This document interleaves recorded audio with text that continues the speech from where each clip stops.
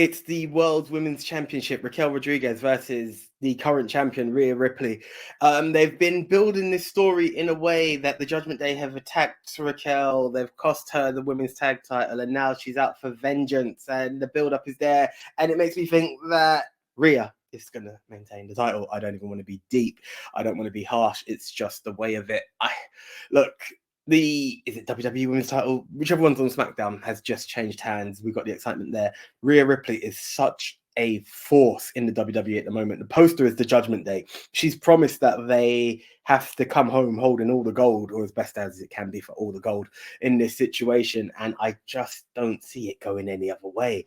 I just can't see Rhea being the one to drop the title if the Judgment Day aren't going to be holding all the gold. It's definitely not going to be who is probably showing more and more that she is the leader of this group. Yeah, Finn's doing his bit, but when Mummy speaks, everybody listens, as we've just seen.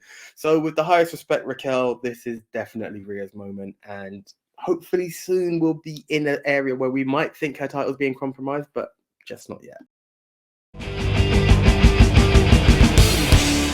Rey Mysterio versus Austin Theory. Now, had it been the other way around, we would have said that, a year ago, we would have said this is Austin Theory squashing legends and on his way to being the new legend killer. And it's a great story, but we know that Rey's made for eating losses. Don't feel that way this year. And Austin Theory's been irrelevant since Mania with the highest of respects. Like, where has Theory been? He should be on the back of a milk carton at this stage. Here's the thing. There's one of two ways I'd like this to go. Rey to win, and Santos just establishes who he needs to be for Rey and kick his rear and become, start that feud, because we need a relevant US feud. The IC title's doing good stuff. Let the US title have some good storylines. Hunter, I believe in you. Make it happen. If that happens, Austin Theory's lost his way and makes his way back to Raw. And you know what I'm trying to say here, because his family are over there. Let's bring him back into a mix where people actually did enjoy Austin Theory and his comedic style.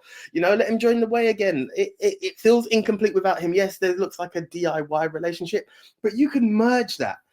The other side would be let him beat Rey and then give us LA Knight. Yeah, so it's one of two ways, but I'm gonna go down the de facto route of Rey retaining, just because more than anything, they shouldn't have done the title swap if that story wasn't going to build more than the Lost in Theory. There's a new name, Lost in Theory angle. So I'm gonna go for Rey to retain, but I won't be upset if Austin wins, because I see the LA Knight Austin Theory feud as opposed to the LWO internal feud. And then do they keep their name, or does he go back to Legado, because he's going to be like, no, you're right. Anyway, it doesn't matter. Rey. The Miz versus LA Knight. Yeah. So look, Miz has been doing everything that he has done as the Miz. And this feels like face Miz versus heel Miz. They've got very similar characters. They know how to rile the crowd and whatnot. But essentially, it doesn't change the fact that this, is all the building that WWE are now doing to bring LA Knight to what I believe will be mid-card title. So you bring in someone like The Miz, who's a solid worker, who has proven his tenure for the company for so long, and he's always that dependable guy. I don't think this feud is going to go a lot further than this, and this is what I think. This is why I believe it's going to be an LA Knight victory. It's just on that course of who he is. Then he steps up to a mid-card champ. Might that sway into another prediction? I don't know, but I believe this is the building of LA Knight, as opposed to, yes, he lost to the dearly departed Bray Wyatt in the previous match where we thought was his build. This isn't so dependable. Bray had just come back. This is the Miz, who is kind of prone to losing. It's not Ricochet prone to losing, but it's in that territory. So this is the building of LA Knight, I believe, and hoping that steam can continue. It's been fun. Miz does what he does. LA does what he does. So yeah, long may it reign for Payback and possibly one more, but I doubt it. So LA Knight for the win.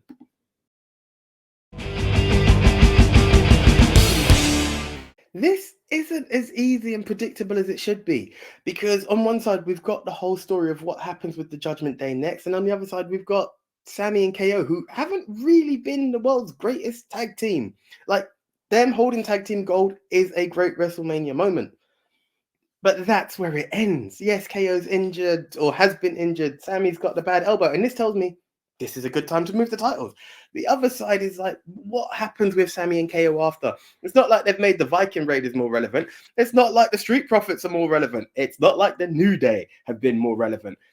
I would say the Usos, but they're doing Uso-ish. But you get what I'm saying. There's nothing that really leads into there for Sammy and KO. Now, if you do watch AEW, I kind of feel a Damian Priest and Finn Balor tag champs is a bit like the MJF Adam Cole story, and that excites me.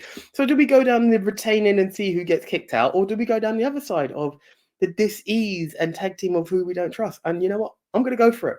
I actually am going to go for it. It may cost me. Look, I don't care. Judgment Day to win. Let them hold all the gold. Let there be a bit of dissension. Let's see which way and how Damian Priest sticks with this. Does he go in? Does he go out? What happens when he wants to cash in? I would like to say Sammy and KO. It probably is going to be Sammy and KO. I'm going to look like a fool, but I don't care. This is the more interesting storyline because those guys haven't done much, and I don't think they will do much. Let them just be buddies again who's got each other's backs. Let these guys, let the Judgment.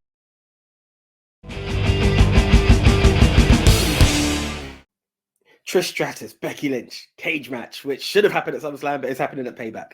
I'm not here to diss. It's happening. They're getting a pay-per-view. The fact that we've got so many titles on the line, I don't think this is going to be a main event, but it is the only gimmick match, so Becky will still have her moment. It's tough because Becky's just had that steamrolling on Raw where she took out both competitors in the fact of Trish and her protege, Zoe Stark. So then really that should lean in Trish's favor. But how much longer are we prolonging this? I don't know. And this has me more torn than it should be because I'm like, it's Becky's moment. And what I will say, the reason I am going to go for it is because Trish won the last pay-per-view. If it wasn't for the pay-per-view, I would have said Becky's on that trajectory. But expect a post-match beatdown that says it's not over if they're going to prolong it. But it needs to be like a one apiece at this point. And that's the reason I'm going to go for Becky. Because Trish has been dominant for the better part of this, short of this last victory where she manhandle slammed two people for a table. Individual tables at that. But yeah, Becky for the win.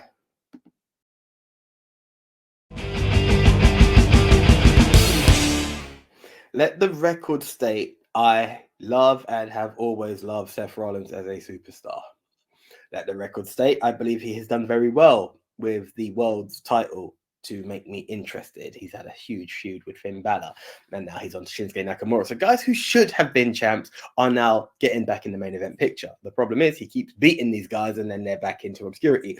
Better or worse terms, Finn, as much as he is the main guy and he's on the poster, has gone from title to tag title. Now, that's not a disrespect. Sami Zayn done that, and he lost to Roman, and he became the tag team champion. It can make you relevant, but it's being that guy for the show. It's being the face of it, and this is my problem now. I feel like they're going to do the same with Shinsuke, but I'm torn because we've got the bad back, and I'm like, well, he's done it this long. Is he really going to drop it at Payback and not Survivor Series? Like, where are we really going with this? And like, I'm actually torn because my heart says instinctively, yeah, Seth retains and maybe later on, but we're going to have Shinsuke ruin him, which is going to be a good thing, but it's only a good thing if it leads into something else. We've got the heel turn, and I don't want the heel turn to be irrelevant. I'm going to call it kind of the way they've done it with Asuka, with Bianca Belair. I say Seth retains, but hopefully, it didn't happen with Finn, but hopefully, touch wood, the next pay-per-view, Shinsuke will hold that gold because I think it's high time my man held something. It's been a minute, WWE.